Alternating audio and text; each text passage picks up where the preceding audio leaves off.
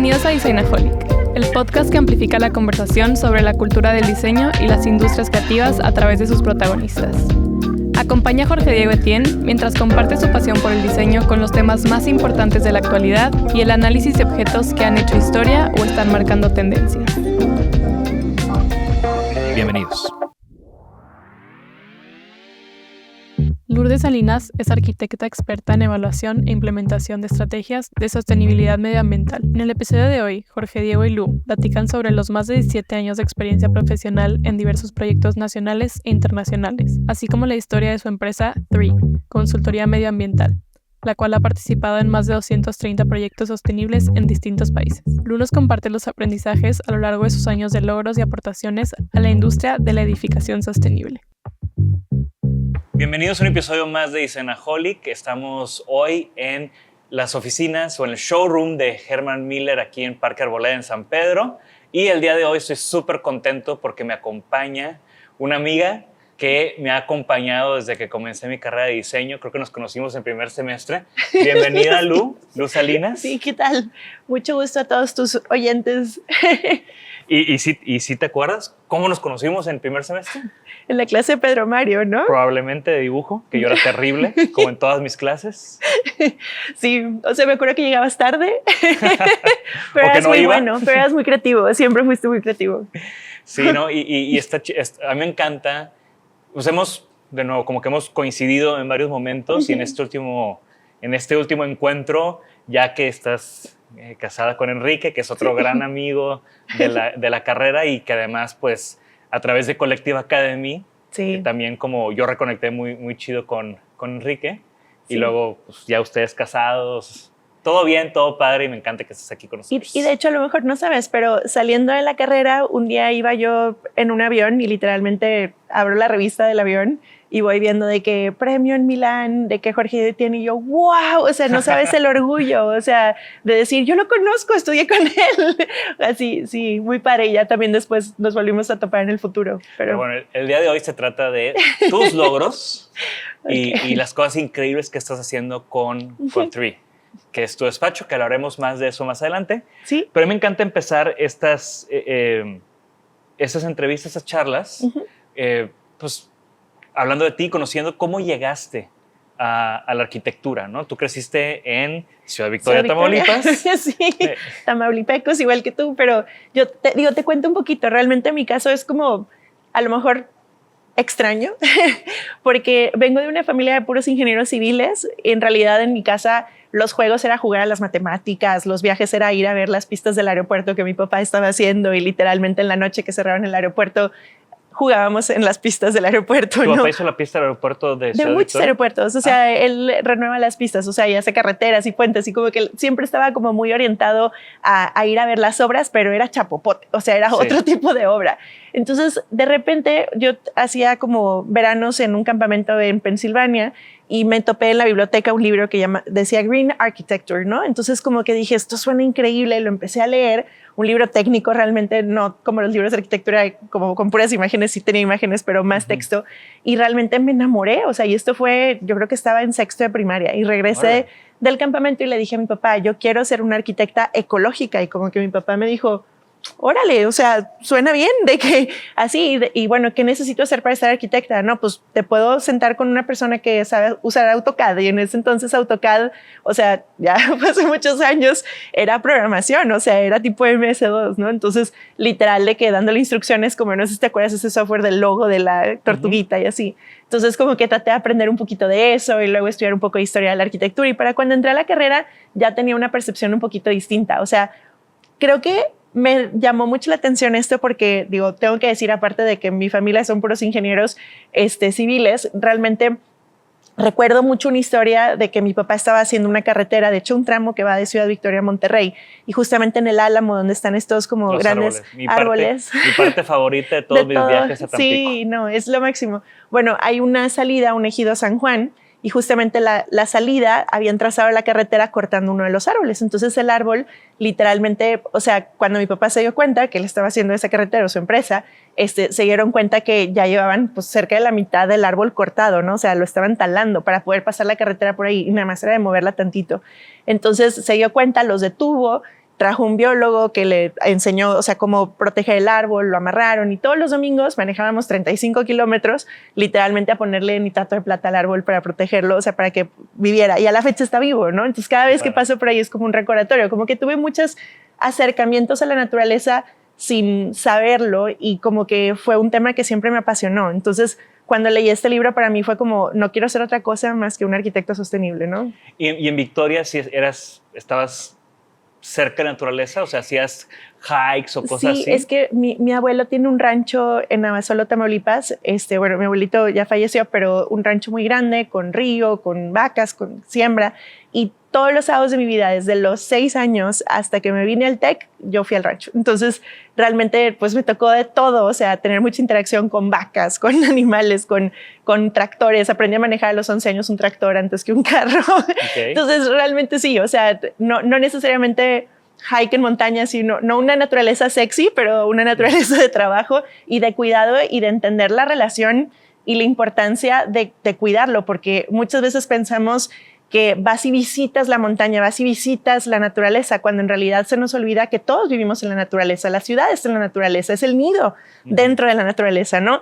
Entonces, sí, yo pienso que sí tuve un acercamiento a la forma de mi infancia, pero que sí tuvo que ver. No, y también el tema de rancho, o sea, como haciéndolo, la comparación de crecí yendo al rancho, crecí yendo a la montaña, pues al final cuando trabajas la tierra, sí, también hay una relación de respeto, de cuidado, si yo quiero que el siguiente año me vuelva a dar, yo tengo que hacer estas cosas y darle de regreso o cuidarla, ¿no? Definitivamente.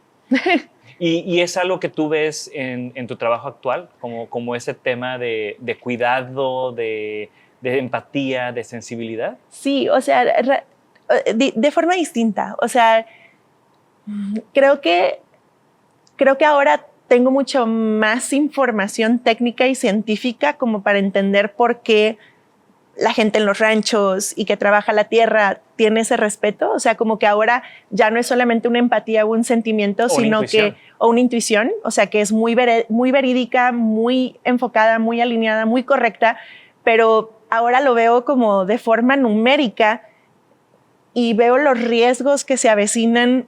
O sea, si no nada más los ecolocos como yo hacemos algo, sino si toda la población no cambiamos la forma de actuar, la forma de movernos, veo tantos problemas ambientales y por ende económicos y por ende sociales, que ahorita ya es un tema de esto se está convirtiendo en una lucha. O sea, como que lo veo distinto. O sea, claro, ya no es un tema de empatía nada más, es un tema de tenemos que generar transformación, tenemos que generar impacto. Y se nos está haciendo tarde, ¿no? Porque también... Demasiado. Digo, no sé cómo te ha ido a ti en estos días, pero hoy no tengo agua en mi casa. Y sé que soy de los privilegiados que apenas hoy no tuve agua. Sé que hay gente que lleva más semanas o situaciones diferentes, sobre todo aquí en la zona de Monterrey, pero queremos pensar que es nada más Monterrey, cuando en realidad es todo el país el que está en sequía. Todo el planeta. Sí, o sea, digo, hay otros, dependiendo de los fenómenos, hay lugares donde tienen inundaciones, pero en general, pues las reglas del juego están cambiando para todos y hay una razón científica detrás. O sea, y hay una posibilidad de revertir el ritmo o el cambio, pero es muy complejo porque tiene que tener impacto humano, ¿no? Me acuerdo mucho, ahorita que platicas de como todo este big picture, me acuerdo mucho de cuando estuvimos en la boda de Pato Bichara, hablando de Collective, el que también está todavía muy pendiente que venga aquí al podcast. Siempre lo digo ahí para que le caiga, que le siga diciendo a la gente que cuando viene, ¿no? Claro. Me acuerdo mucho que que fue la primera vez que me platicaste esto de que tú ya sabías que querías hacer arquitectura verde desde que entraste a la carrera. Antes, sí. ¿Cómo crees que eso cambió tu manera? O sea, tener ese chip desde que entraste a la carrera te hizo tomar decisiones durante tus estudios de qué proyectos hacías. Porque los proyectos, supongo, como en cualquier carrera, pues en algún momento te van a enseñar a hacer una casa, en algún momento te van a enseñar a hacer un multifamiliar, y en algún momento te van a enseñar a hacer X, Y, Z. Sí. ¿Tú abordabas los proyectos diferentes porque ya sabías que tenías este interés? Sí, y en ese entonces hasta los maestros lo veían como, no, esto no es lo tradicional. O sea, Sí, definitivamente, porque como te comentaba, me gusta mucho leer y había leído ya varios libros y desde el primer proyecto que diseñé, que fue una casa y no cualquier casa, me pidieron que diseñara la casa de Álvaro Aalto. Entonces tuve que leer toda la bibliografía y, o sea, conocer de su vida, saber que le encantaba el vodka y era borracho y, o sea, para generarle su cuarto para emborracharse, vamos a ver, o sea, diseñando su casa y le puse una cascada para que tuviera enfriamiento evaporativo, según yo, que o sea, claro que no tenía como tenía idea de los conceptos, pero no podría calcularlos en ese entonces, claro. Y un muro verde, y le puse azoteas verdes y no sé qué, y el maestro me dijo, Álvaro Aalto no haría su casa así, porque vive en Finlandia, y de que, pues sí, pero yo creo que hoy sí la haría así, o sea, y fue una discusión como compleja, ¿no? O sea, claro. Porque a nivel diseño, no necesariamente la sostenibilidad en ese entonces se veía como ahora es mucho más común y como ya un elemento que tiene que estar, ¿no? O sea, antes era como, pues es una manera de diseñar, o sea, y no necesariamente era la que le gustaba a todos los maestros. Claro. Oye, ¿y si conoces si has visto el proyecto de la casa de Álvaro Aalto? Justo hace poco fue mi jefe del TEC, sí. Mark, que también le mando un saludo a Mark. Fue a Finlandia, fue al Helsinki, sí. y me preguntó así como tips de viaje, ya es que siempre ando por todos lados yo, sí. y le hice como un tourcito de Álvaro Aalto de que tienes que ir, mira, la casa no está en Helsinki, pero está a tanto tiempo, y en Helsinki ve aquí, acá, ¿no? Sí, no, el aparejo de los ladrillos, o sea, sí es algo muy bonito. Pero no había nada de no. Pero es que también es diferente cuando estás en medio de la naturaleza, ¿no? Como sus construcciones que estaban, me acuerdo mucho de Pamio, del sanatorio. El sanatorio, wow. O sea, en medio de un bosque. Entonces, pues, ¿qué tanta naturaleza? Y todas las ventanas, o sea, que era pensando en sanar a las personas a través de la luz natural y la vista, ¿no? O sea, la naturaleza. Sí, yo sí creo que era ambientalista. ¿Y tuviste algún otro momento así interesante? Digo, ya me estás diciendo que tuviste una y otra vez esos como choques, ¿no? Sí, no, o sea, como clásicos, o sea, que a ti también te tocaron las clases de composición, ¿no? O sea, de que descontextualizan un elemento, ¿no? Y como que yo siempre era como descontextualizarlo, pero en términos de cómo podemos incluirle materiales de la tierra o reciclados o no sé, o sea, y era mucho, o sea, pues sí, o sea, y en ese aspecto, pues sí, los maestros como a nivel composición, a nivel teoría, lo veían como algo interesante, pero a nivel diseño sí era muy retador. O sea, sobre todo porque no tenía las herramientas para cuantificarlo numéricamente, y esa es la suerte que a lo mejor, o sea, sí tuve más adelante, porque como dices, o sea, tuve una suerte increíble de saber desde muy joven cuál era mi pasión, o sea, y eso de verdad no quiero como desmotivar a la gente que no tenga como claro cuál es su pasión, porque lo normal es no saber cuál es tu pasión. En realidad, fue algo muy particular. Y pues me ayudó a que me prepare desde antes de entrar a la carrera, que por ejemplo logré irme de intercambio en tercer semestre, en lugar de en cuarto, y por ejemplo convencí a mis maestros que me dejaran. En ese entonces se permitió revalidar economía por fotografía, porque yo quería como aprender más de temas que eran relevantes según yo, ¿no? Desde mis estudios, y trabajar cuando estaba en intercambio en despachos que se enfocaban en temas ambientales, y aprender que la parte de la sostenibilidad de la arquitectura no es arquitectura solamente, requiere mucho cálculo, requiere mucha ingeniería y requiere trabajar con muchas otras especialidades. Entonces, en ese momento entendí que siendo arquitecta no tendría todas las herramientas, o sea, solamente arquitecta, que yo buscaba. Por ende, a pesar de que no generé varias carreras o maestrías o lo que sea, o sea, sí me enfoqué mucho en estudiar muchas cosas. Y pues ahorita hay mucha gente que jura que soy ingeniera mecánica, pero no lo soy, ¿no? O sea, pero en realidad para mí es como muy importante entender la termodinámica, la mecánica de fluidos y cosas que a lo mejor no es tan tradicional que los arquitectos conozcan, porque eso es lo que te ayuda a generar verdaderamente el confort que buscas en una buena arquitectura pasiva, ¿no? Claro. ¿Y cuáles fueron esas experiencias profesionales? ¿Tus primeras experiencias profesionales? Ok.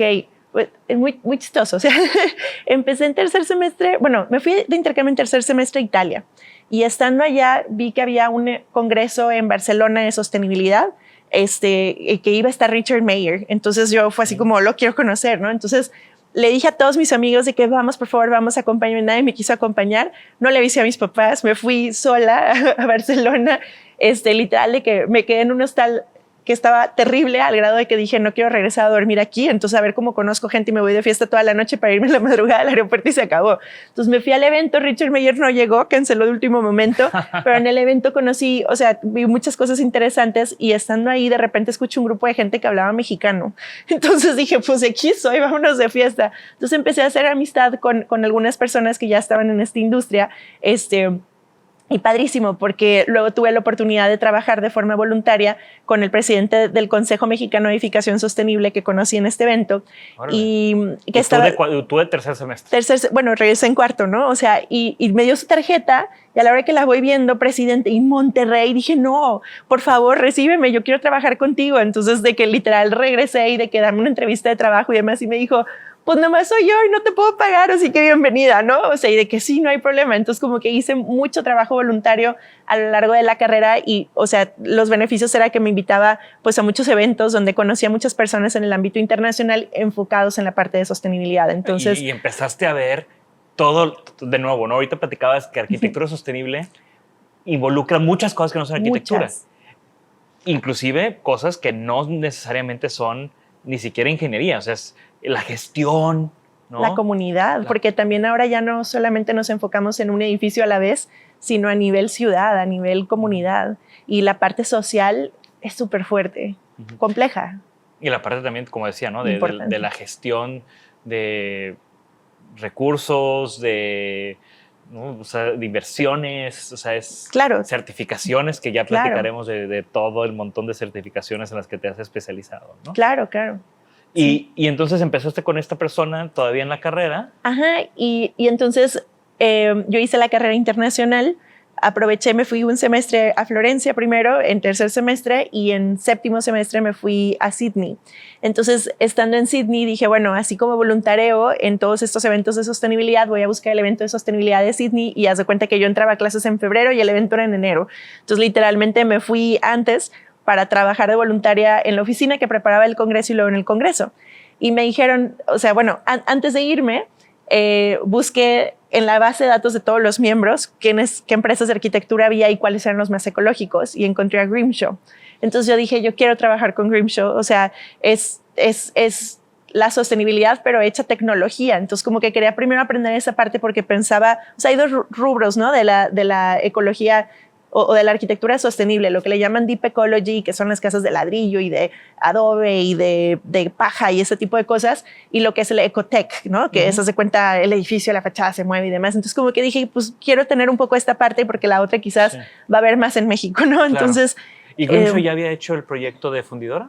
No, justo me tocó. Yo estaba en la oficina de Grimshaw de Melbourne cuando estaba el equipo de Nueva York y Londres trabajando en fundidora. Y te preguntaban, y me preguntaban de Monterrey. Sí, no, espectacular. Y me tocó hacer proyectos muy, muy padres. Digo, yo como practicante, pero, o sea, me decían, tienes que venir 20 horas a la semana. Y yo estaba ahí 40 horas, o sea, y de que a las clases a veces faltaba porque era demasiado increíble el aprendizaje. Tengo una muy, muy, muy buena amiga de la maestría, Cecilia, que por si está escuchando esto, que trabajó en Grimshaw en Sydney. En Sydney, bueno, yo en Melbourne, pero en Sydney no hay oficina. Entonces En Melbourne, ok. En Australia, pues. Sí, bueno, pues seguramente hay muchos amigos en común. Qué padre. Qué luego te conecto ahí para que... Sí, porque todavía sigo teniendo contacto con algunos. Sí. Ya no está ahí, pero cuando arrancamos la maestría, era un relajo hacer proyectos con ella porque el horario de Australia era muy diferente. Sí, claro.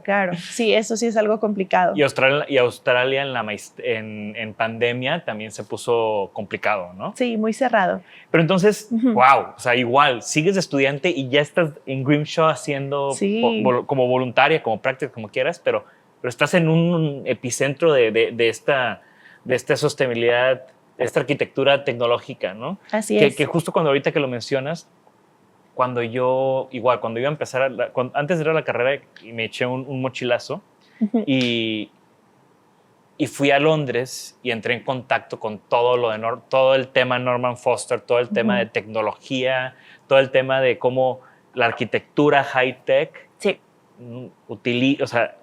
aborda estos temas desde un lado de eficiencia, desde un lado de constructivo, etcétera. Y así fue como yo conocí ese tema, ¿no? A través de él, que son también de esos despachos que han sido como característicos, ¿no? Trabajamos con él y muy bien. Ahora con TRI has trabajado con Foster. Pues sí, en el proyecto del aeropuerto de Texcoco. Así es. Y entonces, ¿estás en Australia? ¿Regresas? ¿Te gradúas? Regreso, me gradúo, sigo haciendo trabajo voluntario en el Consejo Mexicano de Edificación Sustentable y me toca en el 2006 ir a un evento en Denver de sostenibilidad, ¿no? Y me dicen, oye, pues para que vengas al evento, vente de voluntaria y tu trabajo va a ser que te pares en las escaleras y literalmente le digas a todo el mundo buenos días, a toda la gente que vaya subiendo en la escalera eléctrica. Entonces, buenos días, buenos días, buenos días, buenos días. Esa es la mejor actitud que uno puede tener en ese trabajo. Creo que a ti se te da. Pero la realidad es que, o sea, mi consejo es, o sea, así te pongan a sacar copias o servir el café, o sea, hazlo de la mejor forma que puedes hacerlo. O sea, realmente, de verdad es importante como tener esos pasos, ¿no? Y entonces, lo interesante fue que al haber hecho eso, pues yo ya conocía a todas las personas que vienen al evento. O sea, ya no había como este reto de quiero hablar con tal persona porque se ve interesante, pero como que qué pena cómo llego y cómo hago el approach, ¿no? Entonces, como que, pues de repente veo una persona que se estaba tomando una cerveza así solo en una esquina, voy a platicar con él, no tenía idea quién era, ¿no? Y entonces llego y de que, oye, pues salud, y tú, y qué onda, y así. Pues resulta ser que era el fundador del World Green Building Council, o sea, del Consejo Mundial de este tema, y que aparte era el CEO de una de las empresas más grandes de ingeniería tipo MEP, pero con un servicio especializado en consultoría ambiental, así pues enfocado, ¿no? Y no me dijo nada, o sea, nada más nos caímos bien, me dio su tarjeta, leí mi tarjeta, tenían tarjetas que imprimías en tu propia impresora en tu casa, o sea, así, o sea, de verdad, como era antes, cuando eras estudiante. No sé si todavía se manejan así los estudiantes, pero les recomiendo que hagan ese camino, ¿no? Y total que como un año después, yo estaba tratando de guardar materias y no graduarme porque me quería ir otra vez al Play, porque es un programa padrísimo que tiene el TEC. Y de repente me marcan y me dicen así en inglés de que, hola, ¿podemos hablar contigo en inglés? No, pues que sí, oye, te queremos entrevistar para una posición de una empresa en San Francisco. Entonces fue como de que, sí, pues ¿cómo? No, pues por Skype. Y yo de que, wow, una entrevista por Skype. O sea, antes no existía el Zoom, ¿no?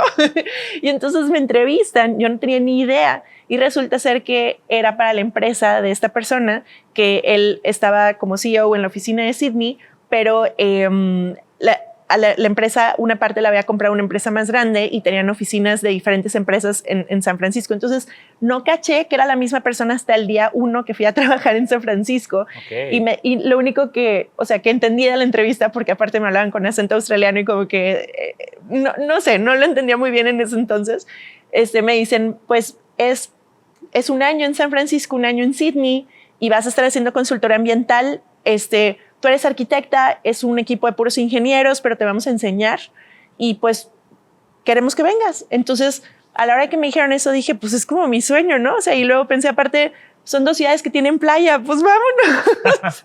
Entonces, pues sí, me fui, estuve un año en San Francisco en un equipo increíble, con unas capacidades increíbles, con mucha capacitación, mucho aprendizaje. Ya graduada. O sea, me gradué rápido. Okay. O sea, metí la materia que había dejado para el verano. Sí. Y, o sea, porque justo me hablaron como en enero y todavía estaba a tiempo. Y me gradué y literal, pues me fui. Entonces estuve un año con ellos en San Francisco, luego me pasaron un año a Sydney y tuve 2 experiencias interesantes como... Digo, si esto lo están escuchando chavos que están en la carrera, creo que es importante. Cuando estaba en San Francisco, me dijeron, esta es tu jefa y ella tiene, no sé, 3 meses de embarazo. Entonces dicen, pues durante 6 meses te va a capacitar, a los 9 meses ella se va a ir y va a venir alguien de Australia que va a ser tu jefe. Ok, perfecto. Pues tuve bebé a los 7 meses. Entonces, haz de cuenta que de repente me dicen, pues la persona que viene de Australia no está lista, entonces todos los proyectos son tuyos. Sácalos adelante, ¿no? Entonces, pues yo literalmente tenía recién graduada, o sea, pero fue de que, ok, pues digo, bueno, siendo la única arquitecta en un despacho de ingeniería que vendía servicios más ingenieriles que arquitectónicos, pues vamos a darle, ¿no? Entonces, literal, o sea, porque salía de la oficina, me iba a mi casa y me ponía a estudiar porque quería tener como suficiente información para poder hacerlo, hacer el trabajo bien, pero la verdad es que increíble. Y entonces luego cuando me tocó estar en Australia me pasó algo similar. O sea, yo digo qué suerte, o sea, pero estábamos trabajando en un proyecto del Clinton Climate Initiative que eran 14 hectáreas, o sea, de la ciudad, en el mero puerto de Sydney, un proyecto que era Net Zero Energy, Carbon, Water y Waste. Entonces teníamos que hacer un montón de cálculos, un montón de Exceles y de repente la que era mi jefa tuvo una enfermedad en los riñones y literalmente se fue 3 meses a su casa, o sea, bueno, al hospital y luego a su casa. ¿Qué les haces a tus jefes? No, yo no fui. Yo no fui, o sea, sí, y total que igual, o sea, de que pues tome liderazgo, ¿no? Entonces, como que empezó ese tema y la verdad es que muy bien, o sea, tomé el reto y me fue muy bien. Y entonces un día, literal en la oficina de Australia, los viernes, llenaban el refrigerador de cheve y a las 5 de la tarde todos nos podíamos subir y echar unas cheves y convivir. Y nunca iba el CEO, que es esta persona que conocí yo desde el 2006, ¿no? Y entonces de repente un día se paró ahí y llego y le digo, ¿qué onda? ¿Cómo estás? O sea, yo sí es mi amigo del alma y todo el mundo de que ¿cómo lo conoce? O sea, porque era una empresa muy grande y la gente no tenía mucho contacto con el CEO. Y entonces... Y el contacto mexicano también. El contacto mexicano es diferente. La gente sí fue así como, ¿qué te pasa? O sea, pero él, o sea, muy buena gente y todo. Y le digo, che, deberías de abrir una oficina en México. Lo que estamos haciendo aquí está increíble. Y me dice, a ver, si abriéramos una oficina en México, ¿qué harías? Le dije, está bien fácil, mira. Número 1, educación. Tenemos que promover, o sea, que la arquitectura no tiene que estar peleada de la ingeniería y que los cálculos tienen que integrarse para poder hacer buenos proyectos. O sea, no es solamente la arquitectura, no es solamente la ingeniería, sino que tiene que haber una comunicación. Y eso solo se logra con la educación. Número 2, tenemos que mejorar los códigos, la normatividad. O sea, no existen unas bases que nos permitan que el estándar suba, ¿no? O sea, y que por lo menos tengamos una línea base pues lo suficientemente eficiente como para que sea efectiva. Y número 3, pues tenemos que hacer consultoría basada en datos cuantitativos, bien hecha y así. ¿Y todo eso se lo dijiste así en calor? Así en calor. Y entonces... Hasta parecía que ibas preparada, ¿no? No, o sea, pero a mí era como muy claro, no sé, o sea, y entonces me dijo, suena muy interesante, te invito a comer mañana. Y yo, ok. Y luego le cuento a mis amigos de la oficina, ¿cómo que vas a ir a comer con el CEO? ¿Qué te pasa? Se cuenta así y yo, ¿pero por qué? O sea, como que... No sé, o sea, creo que siempre como que he visto a todo el mundo como igual, o sea, claro. Para mí nadie es más, nadie es menos, o sea, y como que ese trato hace que la gente se sienta muy cómoda, pienso yo, entonces como que permitió, y hablando con él me dice, mira Lu, no me lo tomes a mal, estás haciendo un trabajo excepcional, estamos muy contentos contigo, pero lo que me dijiste es muy valioso. Y me dijo, yo me pregunto cuántas personas hay en México que tengan el conocimiento que tienes tú ahora, o sea, después de 2 años de capacitación con ellos, como para poder hacer eso hoy. O sea, porque en Australia hay muchas personas y yo no sé qué tantas personas hay en América Latina. Y digo, ok, ¿qué me estás diciendo? ¿Por qué no renuncias? ¿Qué? Así como que, de que si tú quieres renunciar, si crees que puedes generar más impacto estando en México y llevándote todo lo que aprendiste aquí, para mí estoy cumpliendo el propósito de mi empresa, ¿no? O sea, estoy haciendo como, o sea, es lo que busco, ¿no? O sea, tenemos que salvar al planeta. Entonces, como que fue así de que, ok, gulp, y pues lo pensé una semana y presenté mi carta de renuncia y me regresé y tenía 23. No, increíble, es una persona excepcional. Luego trabajo un tiempo para asesor de la ONU, sigo en comunicación con él. Y pues regresé, tenía 23 años porque yo hice prepa de 2 y entré a la primaria a los 6, entonces me gradué de 21 de la carrera, o sea, entonces tenía 23, todo el mundo me veía como una niña, ¿no? Y empecé a tocar puertas, pero por todos lados. Todo el mundo me decía, ¿tú y quién más? O sea, ¿dónde trabajas? ¿En pijama en la sala de tu casa? O sea, así, pues sí, así como, y literal de que pues nadie me contrataba. Entonces sí estuve 6 meses, me acabé todos mis ahorros porque invertí en software, en una computadora y demás, y pues no tenía ventas, ¿no? O sea, según yo era una empresa, y yo sola. Y pues de repente ya de que empresas que me decían, pues no tengo trabajo para ti como consultora, pero vente a mi empresa y yo te contrato, ¿no? Y Enrique, justo, que éramos novios, me dijo de que tú puedes, o sea, no te desanimes, de que no te preocupes. Y toqué fondo porque como nunca había trabajado de forma formal en México, no tenía una tarjeta de crédito, no podía tramitar una tarjeta de crédito, solo tenía una tarjeta de débito y me quedaban 14 pesos en mi tarjeta de débito y el cajero no me los daba. Entonces, literalmente estaba en el punto de desesperación. Y de repente, de suerte, en una fiesta, conocí un chavo que me dijo, se me hace que a mi jefe le gustaría platicar contigo. Te doy una cita con el director de EHS de GE Capital. Pues órale. Preparé la presentación de ventas, la peor que te puedas imaginar, 90 slides, o sea, así 2 horas hablando monólogo y el cliente me dijo, no te entendí nada, pero se ve que tienes mucha pasión, vamos a hacer algo. Y entonces nos contrató el primer proyecto, que era un curso de capacitación a la gente de GE. Y les encantó. Entonces luego me pidieron más y así. Y luego me recomendaron con otros clientes y luego me contrataron un proyecto ya físico. Y así se fue. Y esa es la historia. ¿Y en qué momento Lu se convierte en Tree? Más bien quisiera que Tree, o sea, fuera Tree, que no dependiera de Lu. O sea, claro, pero o sea, ¿en qué momento de estar tú sola? Ya, se convierte, ya. Se convirtió ya en Sí. una oficina con un nombre, Ok. con un espacio increíble que también fue de los primeros lugares así diferentes en Monterrey. Bueno, eso viene después, sí. Entonces, ya tenía un nombre, o sea, ya se llamaba Tree cuando nos contrató GE Capital. El logo, literalmente, yo nunca fui muy buena diseñando, o sea, nunca fui muy buena en los softwares y así. Entonces, literalmente, el logo lo dibujé a mano, lo tracé en AutoCAD, lo pinté en Photoshop. O sea, era de que así el logo estaba fatal. Y entonces me acerqué justo como con alguien que me hizo el primer logo de Tree, porque ahorita ya vamos en la tercera evolución, ¿no? Y, o sea, ya se llamaba Tree y demás, y según yo ya era una empresa formal porque estaba constituida y trabajé con la incubadora de empresas del TEC que me apoyaron por ahí.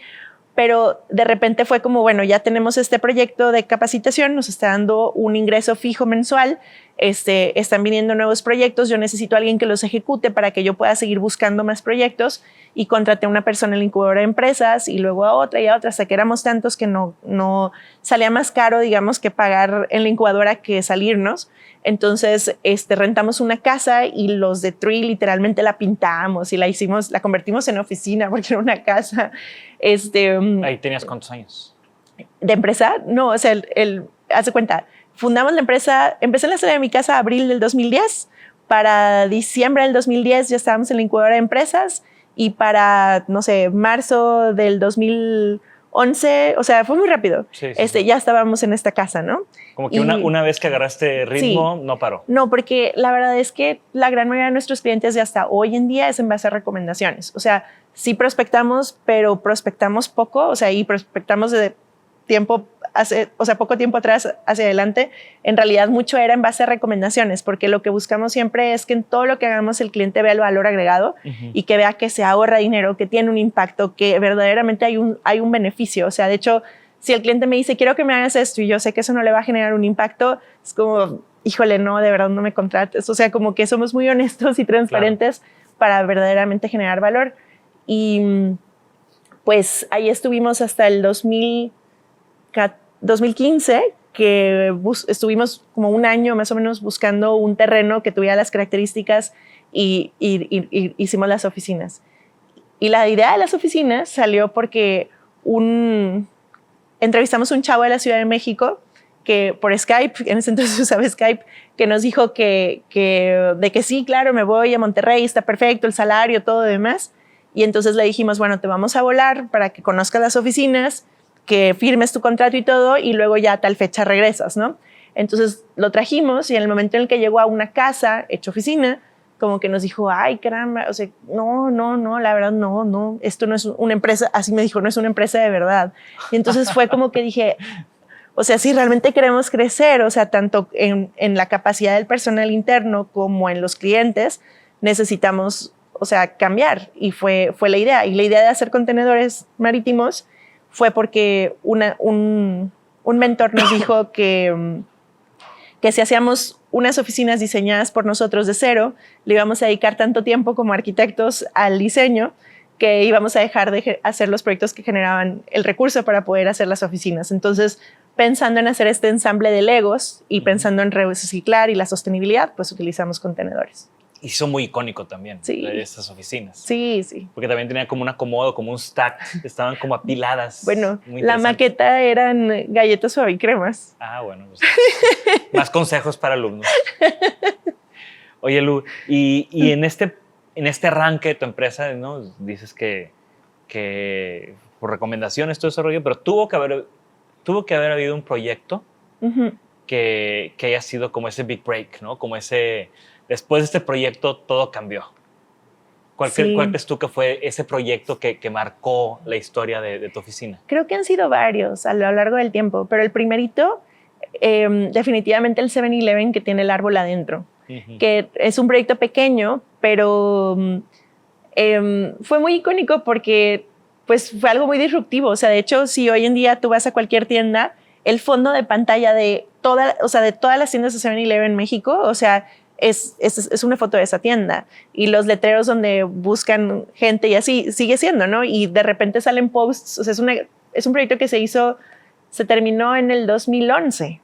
Y es un proyecto que de repente te topas que alguien postea desde Corea de que vean esta tienda, me acabo de encontrar que existe, está en México, está increíble. Y de que 2021, o sea, el post, ¿no? O sea, dices, wow, o sea, 10 años después sigue generando mucho marketing para la marca. Y fue un proyecto muy retador porque convencer a todas las áreas fue complejo, pero realmente pues, fue muy exitoso. Claro, y al insertarte en algo tan masivo, sí, como pueden ser estas cadenas, sí, ¿no? Es navegar, hay muchas capas que tienes que navegar, ¿no? Sí, para sí. lograr las cosas de la mejor manera. Claro, sí. Digo, y después de ese hay otros, o sea, creo que podría mencionar varios. Y bueno, ¿cuáles?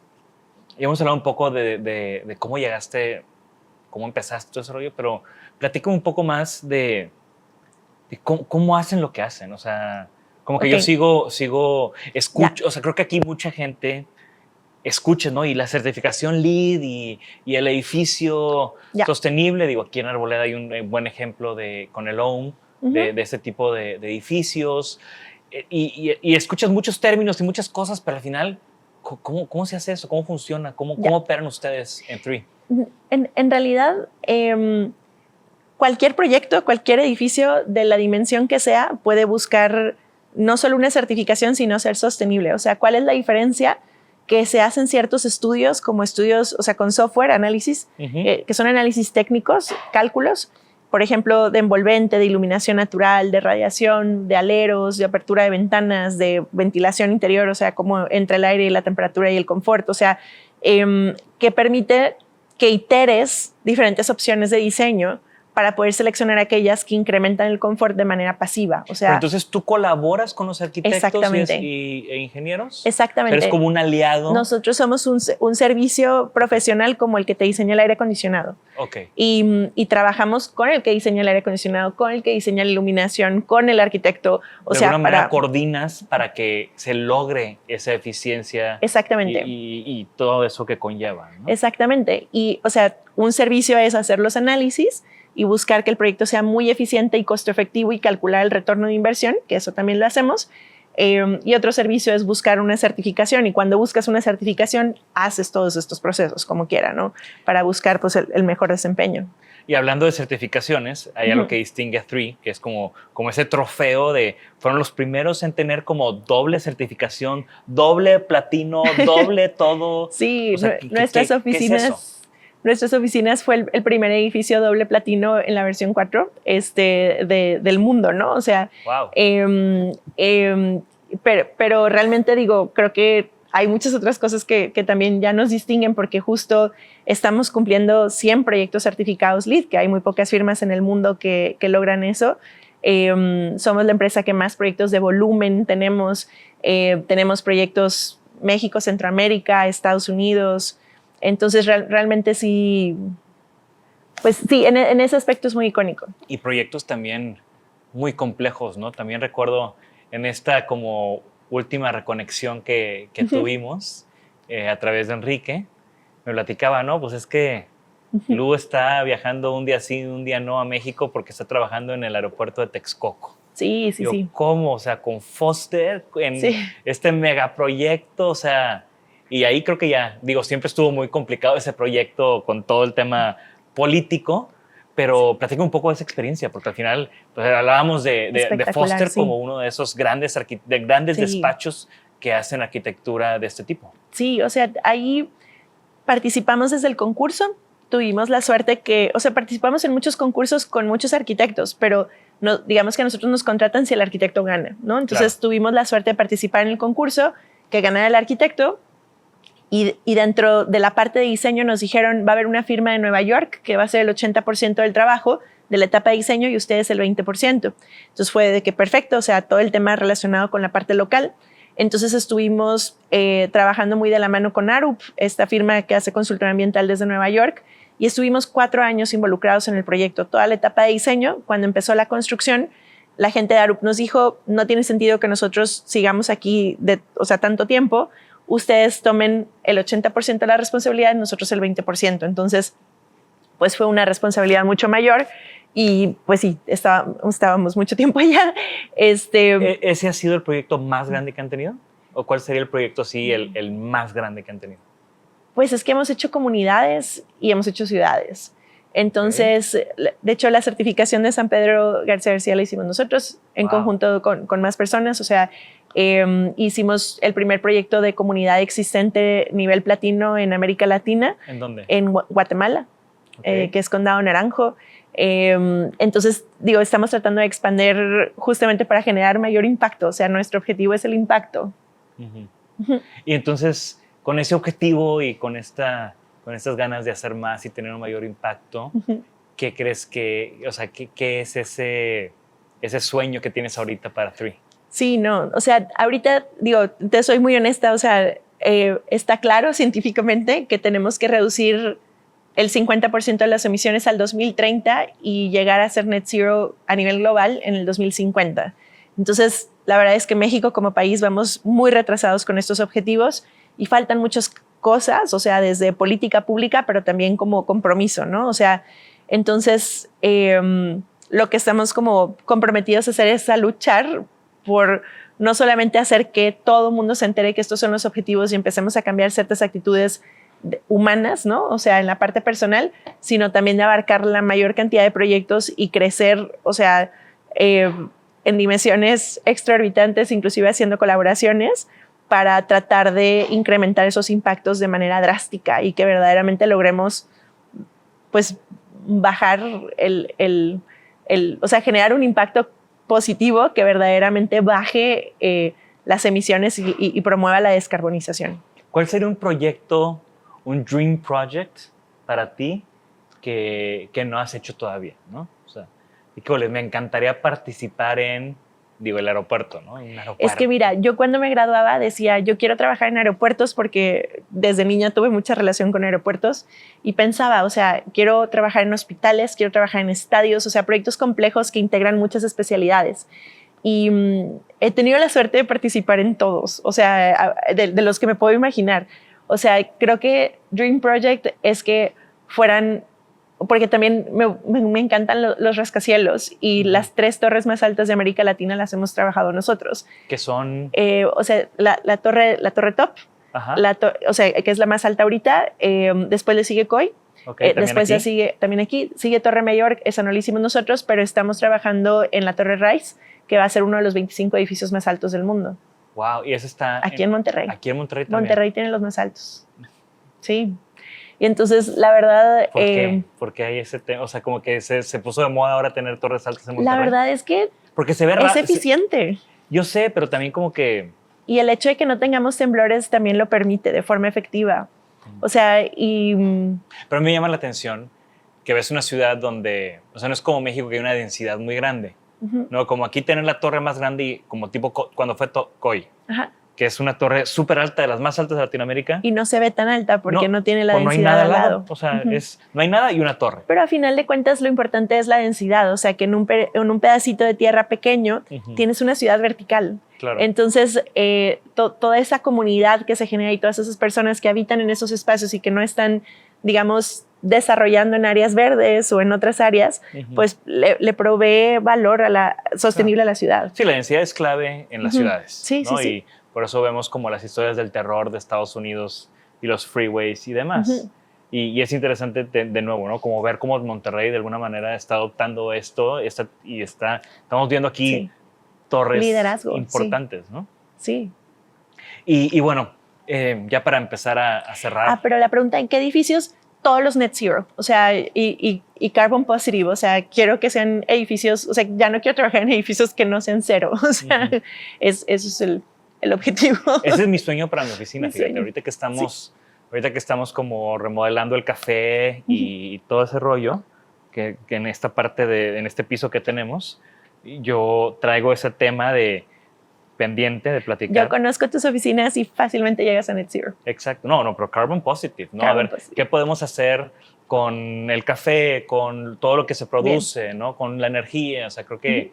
Y creo que... Y te lo platico porque creo que también es importante generar esta cultura que no nada más es la megatorre del mega arquitecto, ¿no? También nosotros en nuestras casas, Todos. en nuestros negocios, en edificios más pequeños, también Totalmente. podemos insertar estos valores. Al final lo que buscamos es una adopción masiva Totalmente. de esta mentalidad. Sí. Y creo que proyectos como el tuyo, me encanta tenerte aquí porque, de nuevo, ¿no? Ya tenía rato ahí persiguiéndote, porque son estos temas que para mí es muy importante abrirlos en nuestra audiencia y que se conozcan y que platiquen, ¿no? Escuchamos LEED todo el tiempo, pero ¿qué es LEED? ¿No? Por ejemplo. Y creo que ahorita, con todos estos proyectos, toda esta experiencia, pues de alguna manera lo dejas bastante claro. Y entonces, ¿qué consejo tendrías para la gente que está ahorita interesada en este tema de la arquitectura sostenible, ecológica? Digo, ¿cuál sería el término? Primero dime ese término, ¿no? ¿Cuál es el término correcto? Sostenible. Sostenible. Arquitectura sostenible. Sí. ¿Cuál sería tu consejo para alguien, tal vez no en primaria, pero que sí está en la carrera o que está escuchando esta entrevista y dice, así como tú alguna vez agarraste un libro en ese campamento, alguien que está escuchando ahorita ese podcast, ¿cómo le despertamos ese interés? Sí, o sea, definitivamente que cada área y cada especialidad tiene un pedacito del rompecabezas. O sea, porque al final de cuentas la sostenibilidad de un proyecto depende de muchísimas especialidades y de muchísimas áreas. Entonces, la arquitectura es muy amplia, o sea, inclusive el diseño de interiores tiene mucho que ver también en la sostenibilidad de un proyecto. El mobiliario también. Entonces, es decir, bueno, dentro de mi área, encontrar todo lo que puedo hacer y asegurarme de que esa sea mi línea base, o sea, que el máximo sea mi línea base, que siempre lo incluyamos y que siempre busquemos esta comunicación entre áreas para verdaderamente hacer proyectos que tengan un impacto en las personas, que mejoren su calidad de vida y que verdaderamente inspiren a otros a reducir los impactos y a cambiar la mentalidad y la cultura hacia una cultura que promueve el bien común y no solamente el bien propio. ¿Alguna vez has dado clases? Sí, varias veces. ¿Varias veces? Sí. ¿Y cómo crees desde que tú estudiaste ahora, si han cambiado? Digo, yo lo veo ahorita en el TEC, Demasiado. lo veo mucho, sobre todo regresando es un tema de que Mark empuja mucho en la escuela de arquitectura, arte y diseño del TEC de Monterrey, como hay todo este tema desde las iniciativas estratégicas de la ONU hasta pues cómo eso permea en el TEC y cómo eso permea en el programa de estudios. Demasiado, o sea, es una cosa completamente distinta a lo que nos tocó a nosotros. Sin embargo, creo que el relacionar e integrar las diferentes especialidades nos hace falta. O sea, yo veo, por ejemplo, que en Australia cuando estudias arquitectura tienes que aprender acerca de venta de departamentos y tienes que aprender acerca de ingeniería estructural o sea, de verdad, porque también en arquitectura aquí, pero de verdad, ingeniería mecánica y temas químicos, o sea, y es mucho más robusto. O sea, y desconozco los planes de estudio actuales, totalmente no me los conozco, pero o sea, creo que necesitamos tener materias en las que convivas con otras ingenierías y en las que se relacionen, o sea, para darte cuenta que a final de cuentas el objetivo global es el mismo. O sea, queremos mejores proyectos con mejor calidad que den mejores resultados para todos, no solamente para el inversionista, sino también para los que lo habitan y para los que rodean ese edificio, ¿no? Claro. Y bueno, las preguntas de cajón. ¿Algún edificio, objeto, algo favorito que tengas? Ay. No soy muy consumista, como que no. No, pero como arquitectos, pues siempre vas y conoces edificios o tienes como... Sí, o sea, personalmente, o sea, que he estado ahí y que... ¿Que son referente para ti? Que es un referente para mí porque creo que desde mi etapa de educación como que marcó mi vida, y yo creo que es Falling Water de Frank Lloyd Wright. Aunque térmicamente no funciona muy bien porque o sea, cuando hace frío, hace mucho frío. Bueno, también Frank Lloyd Wright le fallaba ahí, que, o sea, sí tiene ahí un tema de funcionalidad sus cosas, aunque aquí la gente sabe que me encanta Frank Lloyd Wright, siempre lo menciono. Pero fue un referente para mí, y adicional a eso, Kenneth Young es un arquitecto malaco que fue de los primeros que empezó a hacer como estos edificios con muchos árboles en la estructura, etcétera. Y tuve la oportunidad de conocerlo en persona, o sea, literalmente le escribí un correo cuando estaba en la carrera, y que fue el programa del Play, y literalmente me dijo, pues no estoy en Malasia, pero voy a estar en Singapur en tal fecha, oye, yo también, pues te invito a tomar un Singapore Sling en un hotel, ¿no? O sea, literal, y pues fui, y fue algo impresionante porque es una persona extremadamente humana, extremadamente sencilla, pero que sus valores los tiene muy claros, y fueron muy innovadores sus valores para la época, o sea, y el tema de sostenibilidad y de pensar que los edificios funcionen como las cosas que funcionan bien en la naturaleza, como los árboles, los nidos de termitas, etcétera. O sea, que, bueno, todo funciona bien en la naturaleza, somos nosotros los que no funcionamos muy bien. Pero realmente sí es espectacular. Me gusta mucho su arquitectura. ¿Y tienes alguna recomendación para nuestra audiencia? ¿Algún libro, serie, película? No tiene que ser específicamente de lo que platicamos todo en este episodio, puede ser algo más personal. Hay un libro que justo comentaba hoy con alguien que se llama Servant Leadership, que es un tema de liderazgo basado en el servicio. O sea, yo creo que algo muy importante es eso, o sea, que sepamos que el ser líder significa que eres un servidor comunitario y que buscas servir a otros para poder crear nuevos líderes y poder generar, pues, esas estructuras que permitan que seamos una mejor sociedad. Me encanta. Lu, pues no me queda más que agradecerte. Ha sido igual. Siempre que tenemos conversaciones, siempre aprendo algo y siempre me cambias la perspectiva de las cosas, ¿no? Y insertar este chip que tú tienes aquí, el bastión, me parece muy, muy valioso, y me encanta ser cercano a ti y que estés aquí, que nos compartas con todos. Muchas gracias. Tenemos una historia muy, muy larga desde aquellos días de las clases de dibujo con Pedro Mario, que fue ya hace 20 años, ¿no? Justo esta semana que fueron los festejos del aniversario 2003, del TEC, estaba pensando, híjole, yo hace 20 hicimos años... el borrego de los 60, ¿te acuerdas? Sí, justo estaba platicando eso, que dibujamos unos borregos en clase de composición o algo así, ¿no? Sí. Y aquí seguimos dándole. Sí, no, súper bien. Gracias, Lu, felicidades. Gracias a ustedes, gracias a su auditorio, y felicidades a ustedes. Es un gran videoblog. Y bueno, pues esto fue Design-aholic, otra entrevista más, otra gran invitada. Les recuerdo que la conversación no termina aquí. Lo que queremos es interactuar con ustedes, que nos pongan a través de redes sociales, de nuestro canal de YouTube, qué opinaron de esa entrevista. Ya conocían el trabajo de Lu, de Three. Lo vamos a dejar todos los links para que también, si no es el caso, que los puedan conocer. Y dejen sus comentarios. Yo se los paso a Lu, o ella de seguro. Yo creo que Enrique, más que tú, va a estar pendiente de lo que digan en las redes.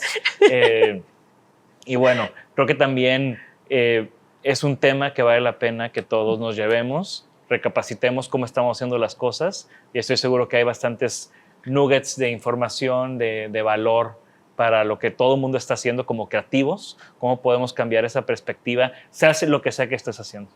Definitivamente. Hasta luego, esto fue Design-aholic, nos vemos en la próxima.